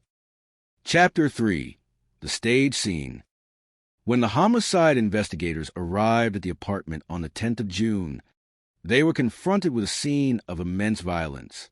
Detective Stewart, a veteran investigator with 21 years of experience in the homicide division, noted that the victims had suffered severe blunt force trauma to their heads, likely inflicted by a heavy tool like a hammer. Yet, as the forensic team meticulously processed the apartment, several details began to seem out of place. On the coffee table in the living room lay a plate of crushed prescription pills, arranged as if they were meant to be consumed. Nearby, a partially smoked marijuana cigarette rested in an ashtray, and a blue bandana was wrapped tightly around a beer bottle. To an inexperienced eye, these items suggested a burglary committed by local gang members. Arlington did have active youth gangs known for extortion and robbery, and the light blue bandana was a color often associated with these groups. However, Detective Stewart and his team remained deeply skeptical. Sometimes things seem too perfect, Detective Stewart later reflected. Most gang members do not leave their signature colors so neatly displayed at a crime scene. It felt staged. The autopsy performed at the Tarrant County Medical Examiner's office confirmed the investigators' suspicions. While the blunt force trauma was severe, it was not the cause of death. Hong Lee's face had been wrapped in 25 feet of duct tape and Long Wen's in 10 feet. They had died of suffocation. The cruelty of the act suggested a deeply personal motive rather than a random robbery. As investigators interviewed the family, Chow Tran remained the primary spokesperson. He explained that the family had gathered the previous evening to celebrate his father-in-law's birthday. According to Chow, the elderly couple had enjoyed themselves, leaving the party around 10:30 in the evening when another relative drove them home. When questioned about potential enemies or financial assets, Chow claimed the family had no enemies and possessed very little money at home. He mentioned that Vietnamese immigrants often kept cash at home due to a historical distrust of financial institutions, but insisted their sewing business had been struggling so deeply that there was little wealth left to protect. The investigation took a dramatic turn when Detective Stewart received a routine call from an insurance company. It revealed that Long and Hong carried substantial life insurance policies totaling $1 million. The primary beneficiary of these policies was none other than Chow Tran. Despite this discovery, Chow and his family possessed airtight alibis for the night of the murders. They had remained together, playing cards until late into the night. Forensic samples, including DNA and fingerprints collected from the family, did not match the biological evidence recovered from the marijuana cigarette or the duct tape when the DNA profiles were run through the Federal Bureau of Investigation's database. No matches were found. For 2 long years, the case remained cold. The file sat on a shelf, silent witnesses to an unsolved tragedy. Chapter 4, The Catalyst of Justice. The breakthrough came in October of the year 2015, from an entirely unexpected source. In a rural area near Houston, a young man named Willie Guillory was arrested for a felony charge involving the theft of a horse. Because he was now an adult facing a felony conviction, his DNA profile was entered into the national database. Within days, the system flagged a perfect match between Willie Guillory's DNA and the saliva found on the partially smoked marijuana cigarette left at the Arlington crime scene in 2012. At the time of the murders, Willie had been only 16 years old, which explained why his profile had not been in the system during the initial investigation. On the 17th of October, 2015, detectives brought Willie in for questioning. Initially defensive, the young man broke down in tears when presented with the scientific certainty of the DNA evidence. He confessed to his presence in the apartment, but insisted he had not acted alone. Willie revealed that his uncle, 49-year-old Bobby Guillory, had recruited him for a job in Arlington. Bobby had claimed they were going to help a friend resolve a financial dispute. Willie explained that his uncle possessed a key to the apartment, allowing them to enter unchallenged and stage the scene to look like a gang-related burglary. The plan my uncle came up with was to throw stuff around, Willie explained. We brought the beer bottle, the blue bandana, the pills, and the marijuana to make it look like thugs did it. Willie described how they waited in the darkness. When the elderly couple entered the apartment, Willie ran forward to prevent Hong from screaming, while Bobby physically overpowered and incapacitated Long. They then bound the victims with duct tape, moved them into the closet, and fled back to Houston. When asked why they would commit such an act, Willie pointed directly to a woman named Daphne Wright. He explained that Daphne was a close associate of his uncle and had commissioned the crime because the victims owed her a significant sum of money. Chapter 5, The Spiritual Loan Shark. With Willie's confession, the pieces of the puzzle began to fall into place. Investigators traveled to Katy, Texas, to arrest Bobby Guillory.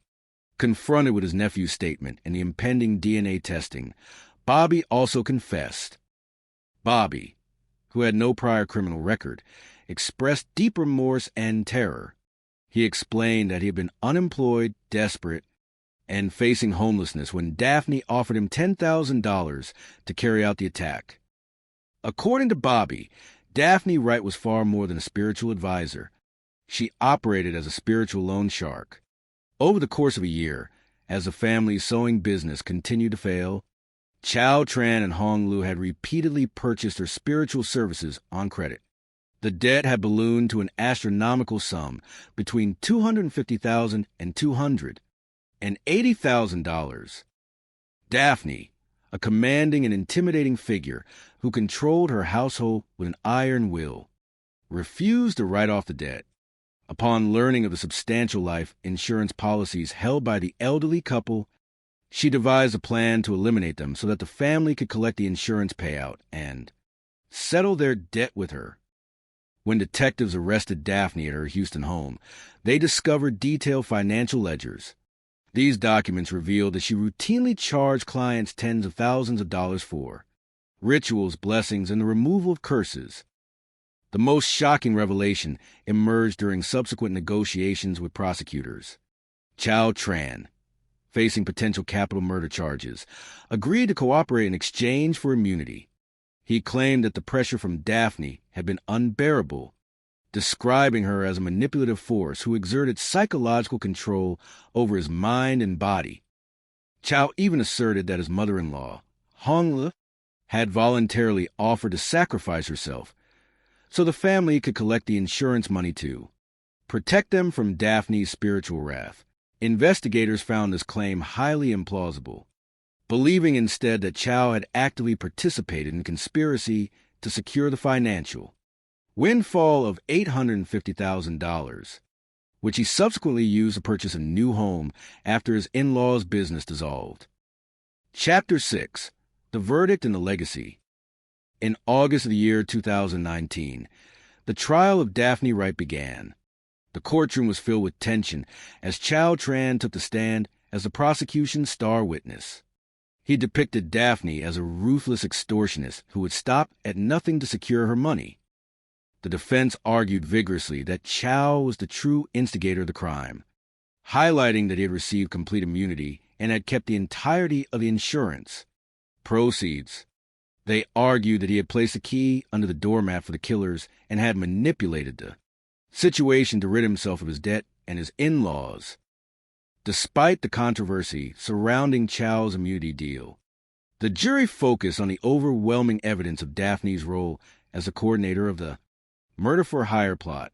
In September of 2019, Daphne Wright was convicted of capital murder and sentenced to life in prison without the possibility of parole. Bobby and Willie Guillory also faced severe legal consequences for their direct involvement in the physical act, though Detective Stewart and his team felt a profound sense of accomplishment in bringing the immediate perpetrators to justice. The immunity granted to Chow Tran remained a bitter pill to swallow. "It will never sit well with me that Chow Tran is not in prison," Detective Stewart remarked. "But what is done in the dark eventually comes to light. Everyone must ultimately answer for their actions." The story of Long, Nguyen, and Hong Lu remains a somber reminder of the vulnerabilities of the immigrant experience, where the earnest pursuit of the American dream can sometimes be exploited by those who prey on ancient beliefs and human desperation.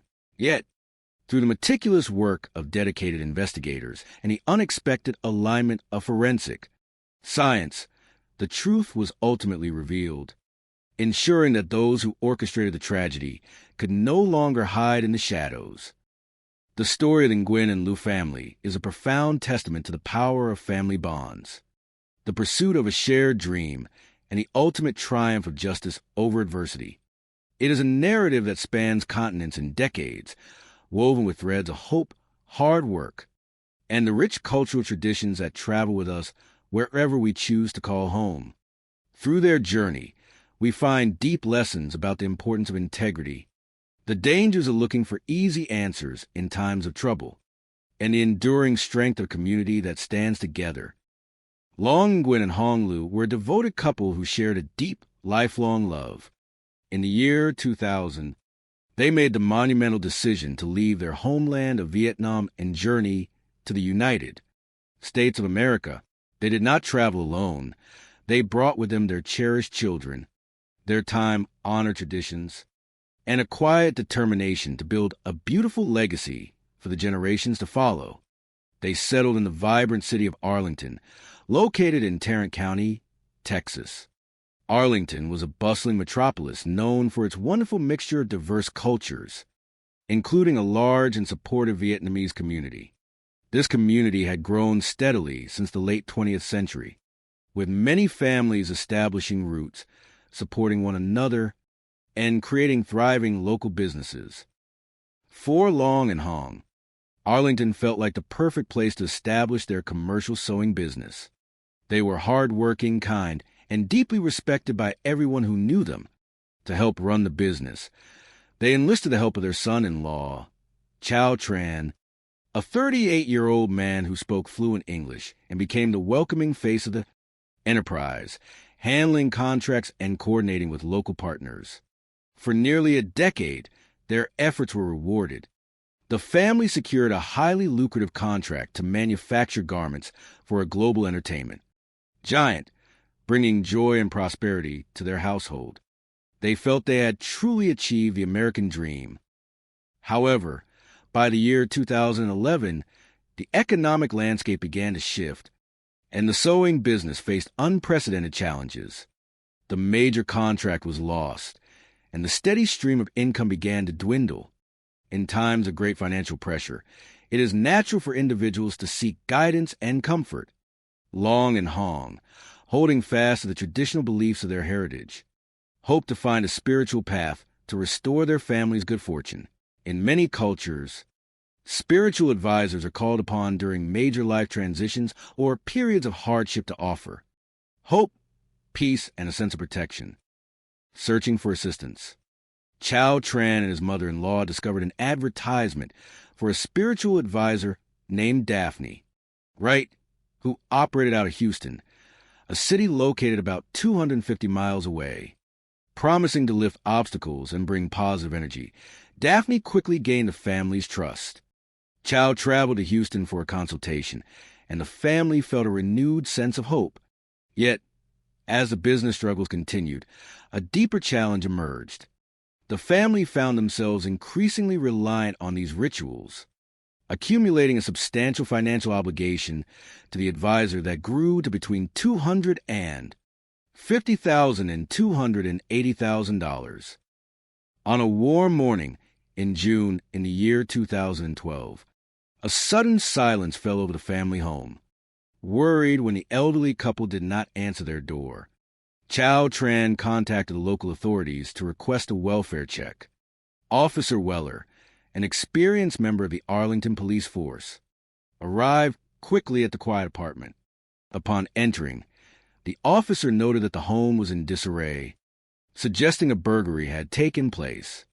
In a small closet in the bedroom, the officer made a somber discovery. Long Nguyen and Hong Lu had passed away. The loss of the beloved couple sent shockwaves of grief through the community. They were known as gentle, generous people who had no enemies. Detective Stewart, a veteran homicide investigator with 21 years of experience, was assigned to the case. From the beginning, the crime scene presented several unusual elements. A light blue bandana wrapped around a beverage bottle, and other items had been left in plain sight, seemingly pointing toward local gang activity. However, Detective Stewart and his team remained analytical and cautious. They suspected that these clues were too obvious and might have been staged to mislead the investigation. The investigators began the meticulous process of gathering evidence, collecting genetic markers and fingerprints, and interviewing more than 50 family members, neighbors, and associates. Chow Tran explained to the detectives that on the night of the tragedy, the family had gathered to celebrate his father-in-law's birthday. The elderly couple had enjoyed a wonderful evening and were driven home around 10:30 in the evening. As the investigation deepened, detectives discovered that a life insurance policy valued at $1 million existed, with Chow Tran named as a beneficiary. While this discovery required careful examination, the family members cooperated fully, providing genetic samples and detailed timelines of their whereabouts, which initially showed no direct link to crime. For 2 years, the case remained quiet, but the dedicated investigators never gave up. In the year 2015, a breakthrough occurred. A young man named Willie Guillory, who had recently been convicted of an unrelated felony, had his genetic profile entered into the national database. The system identified a match between his profile and the genetic material found on an item left at the crime scene in 2012. Willie, who was only 16 years old at the time of the incident, was brought in for questioning. When presented with the scientific evidence, he became emotional and cooperative. He revealed that he had traveled to Arlington with his uncle, Bobby Guillory, on the night of the incident. Willie explained that they had been provided with a key to the apartment and instructed to stage a burglary to make it appear as though a local group was responsible. The young man expressed deep remorse, stating that they had been hired by Daphne Wright, who wanted to collect on the outstanding debt. Following this lead, the police located and arrested Bobby Guillory in Katy, Texas. Bobby, who had no prior history of unlawful behavior, confessed his involvement, confirming that Daphne Wright was a driving force behind the plan. He explained that Daphne had taken advantage of his own financial difficulties, offering him $10,000 to carry out the task. As the puzzle pieces came together, the focus turned to the relationship between Chow Tran and Daphne Wright. When investigators sought to speak with Chow again, he chose to communicate through his legal representative. Financial records revealed that following the tragedy, the sewing business had closed, and Chow had purchased a new home, under an agreement with the prosecution to secure testimony against the main planners. Chow provided a detailed account of the events. Chow explained that the family had felt overwhelmed by their perceived obligations to Daphne. He claimed that his mother-in-law, in a gesture of profound self-sacrifice, had suggested using her own life insurance policy to clear the family's debts. Investigators viewed this explanation with skepticism, believing instead that the pressure of the debt and the desire for financial relief had led to a tragic lapse in judgment. In August of the year 2019, the trial of Daphne Wright commenced. The proceedings brought to light the immense dangers of manipulation and the importance of maintaining ethical boundaries. Chow Tran testified extensively about the influence Daphne held over the family's decisions. The defense argued that Chow was also deeply involved and motivated by the financial payout. After careful deliberation, the jury found Daphne Wright guilty of capital murder, and she was sentenced to life in prison without the possibility of parole. Bobby and Willie Guillory also faced justice for their roles in the tragedy, although some felt that not every individual involved faced the same legal consequences. The resolution of the case brought a sense of closure and served as a powerful reminder of the importance of truth, community solidarity, and the rule of law. The story of Nguyen and Liu family is one of resilience and remembrance. It teaches us that true prosperity is built on honesty, mutual support, and the love we share with our families. By remembering Long and Hong as the kind, hard-working individuals they were, the community of Arlington continues to honor their memory, finding strength in unity and inspiration in the enduring pursuit of peaceful, honest life. The fabric of trust and shadows. The morning sun over Arlington, Texas, usually brought a quiet warmth to the bustling neighborhoods where families from all walks of life sought to build their futures. In this vibrant corner of Tarrant County, the summer of 2012 arrived with its typical heavy heat and bright blue skies. For years, the city had been a sanctuary of hope, a place where diverse communities converged, weaving a rich tapestry of cultures, languages, and shared dreams. Among those who had found their home here was a community of resilient Vietnamese immigrants, individuals who had traveled far across the ocean to redefine what was possible for their children and grandchildren. They brought with them not just their hopes, but their traditions, their deep respect for family, and an unwavering belief that hard work and faith would pave the way to prosperity. Yet, on the morning of June 10, 2012, the quiet peace of this community was shattered. What began as a routine request for a welfare check would soon reveal a profound tragedy, launching an investigation that would span years, cross cities, and test the resolve of the most experienced investigators on the force. This is a story of a family caught between two worlds, of a dream that faltered and of the long, painstaking path toward truth and justice. Part 1. The Silent Apartment. The call came into the Emergency Dispatch Center at precisely 7:29 in the morning. The voice on the other end belonged to 38-year-old Chow Tran, a Vietnamese immigrant whose tone carried a heavy weight of anxiety. He explained to the dispatcher that he was deeply concerned about his elderly in-laws, Long Nguyen and Hong Liu. The dispatcher, accustomed to the calm early hours of a Sunday morning, listened carefully as Chow struggled to find the right words in English to convey the urgency of the situation. He provided the spelling of his father-in-law's name, explaining that the elderly gentleman was in his 70s. Chow explained that his wife, his son, and other family members had gathered outside the apartment complex where the elderly couple lived. They had tried knocking on the door, but there was no answer. Even more concerning, they noticed that one of the apartment windows was open, and through the gap, things inside appeared to be in complete disarray, as if a sudden storm had swept through the living space. Terrified of what they might find, the family chose to wait outside, praying that their fears were groundless. Within minutes, police officers were dispatched to the scene. Among them was Officer Weller, a dedicated member of the force with 14 years of experience. As he pulled up to the apartment building, he immediately noticed a group of family members huddled together on the pavement. It was an unusually early hour for a welfare check, and the palpable tension among the gathered crowd signaled that this was no ordinary Sunday morning. Officer Weller, accompanied by his fellow officers, approached the front door. He called out, announcing his presence, but only silence responded. Stepping through the threshold, the officers found themselves in a space that showed clear signs of a struggle.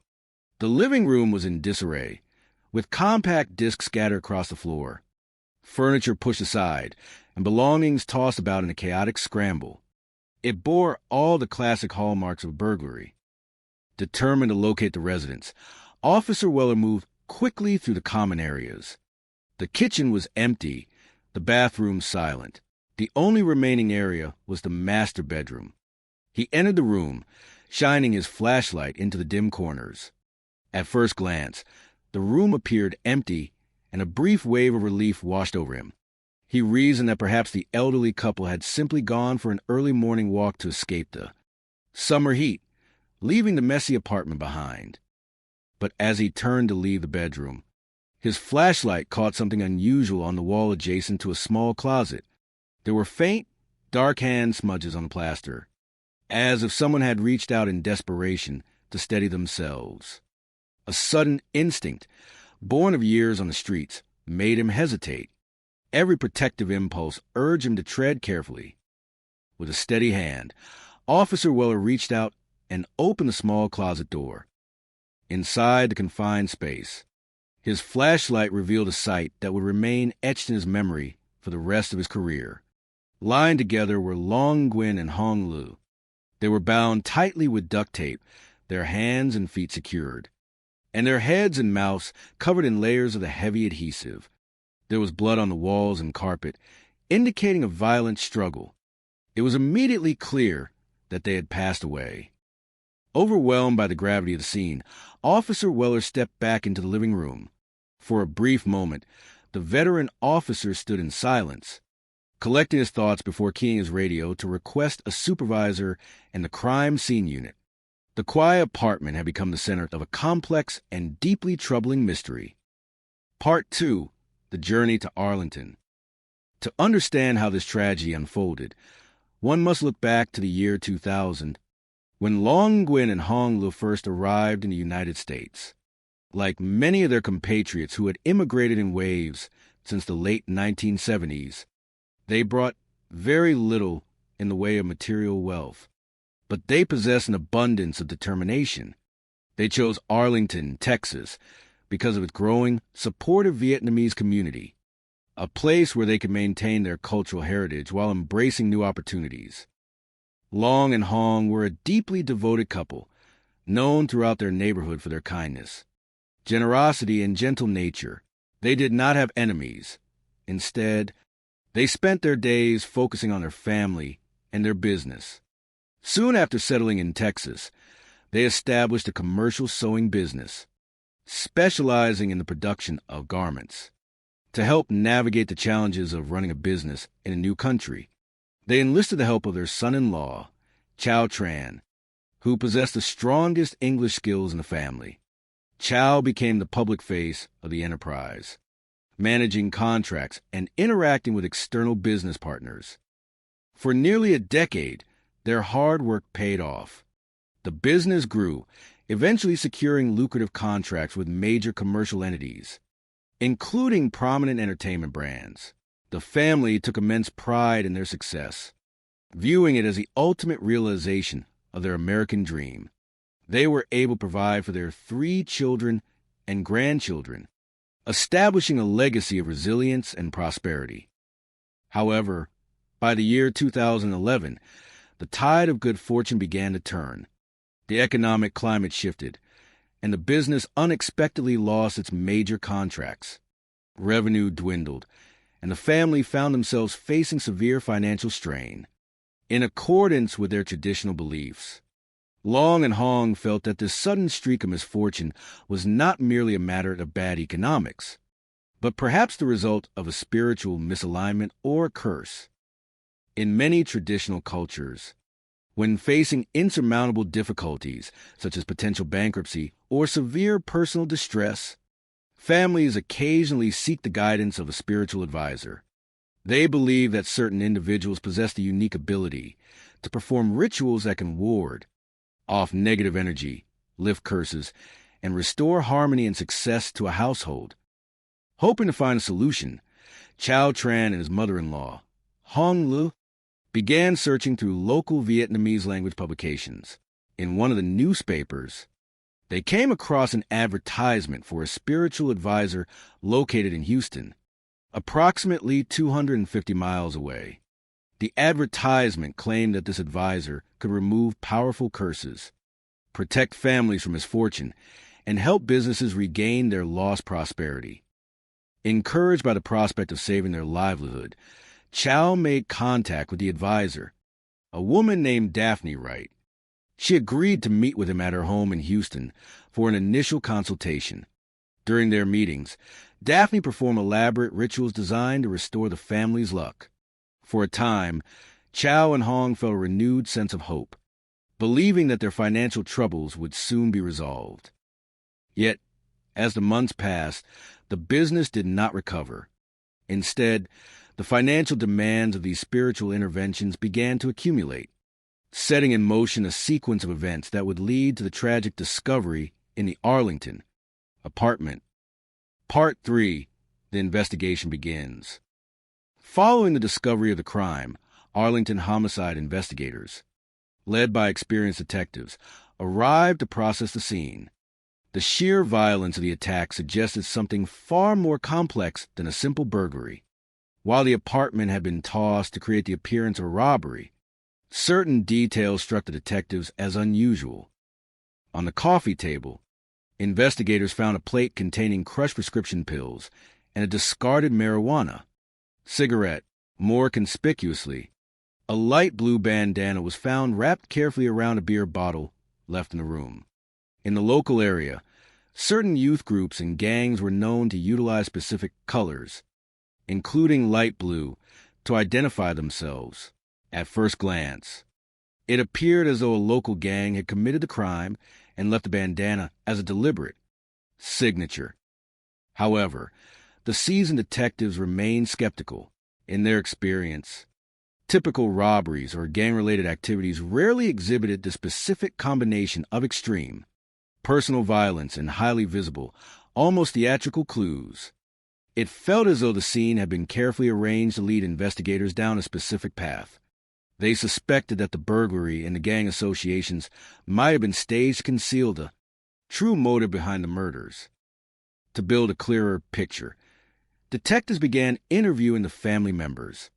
Because of his fluency in English, Chow Tran acted as the primary spokesperson. He explained that on the night of the incident, the entire family had gathered to celebrate Long's birthday. The atmosphere had been warm and joyful, with the elderly couple staying at the party until approximately 10:30 in the evening. Another family member had then driven them home, which was the last time anyone had seen them alive. When asked about the family's financial situation, Chow admitted that the sewing business had been struggling significantly, and they had believed it was under a curse. He mentioned that while Vietnamese families sometimes kept cash at home due to a traditional distrust of formal banking institutions, his in-laws did not possess a large sum of money at the residence. He expressed complete shock and devastation, maintaining that the couple had no known adversaries and were loved by everyone in the community. On June 11th, 2012, the medical examiner conducted the autopsy. The findings were deeply somber. While the victims had sustained blunt force injuries to the head, the actual cause of death was suffocation, resulting from the extensive layers of duct tape wrapped around their faces. This revelation reinforced the detective's belief that the primary objective of the attackers was not theft, but a deliberate and highly personal effort to end the couple's lives. A breakthrough seemed to occur when investigators received a call from an insurance company. It was revealed that the deceased couple held substantial life insurance policies, with a total value of approximately $1 million. Upon inquiring about the beneficiaries, detectives learned that Chow Tran was among those designated to receive the proceeds. This financial development cast a new light on the case. On June 13, 2012, detectives requested a follow-up interview with Chow at the police station. Chow explained that the insurance policies had been established to ensure that the family's sewing business could continue to operate and support the family in the event of a tragedy. He provided a detailed timeline of his movements on the night of the murders, explaining that he and other family members had remained at his home playing cards until late into the night, providing each other with consistent alibis. Forensic teams worked diligently to analyze the evidence gathered from the apartment. They successfully extracted a clean DNA profile from the discarded marijuana cigarette found on the table. They hoped this profile would match someone in the national database, providing an immediate identity for the suspect. However, when the search was run to the national system, no matches were found. Without a match in the database, and after interviewing more than 50 individuals, the leads began to dry up. The case grew quiet, remaining unresolved for over 2 years. Part 4, The Broken Silence. The silence surrounding the case was finally broken in the autumn of 2015. A routine arrest in Houston for a nonviolent property offense, specifically the theft of a horse, led to the registration of a new felony profile in the state's database. The individual arrested was Willie Guillory, because he had been a minor of 16 years of age at the time of the Arlington murders in 2012. His DNA had not previously been recorded in the adult felony database. Now, as an adult with felony charge, his profile was entered into the system, triggering an immediate match with the DNA found on the marijuana cigarette at the crime scene. In October 2015, investigators brought Willie Guillory in for questioning. When confronted with the scientific evidence linking him directly to the apartment,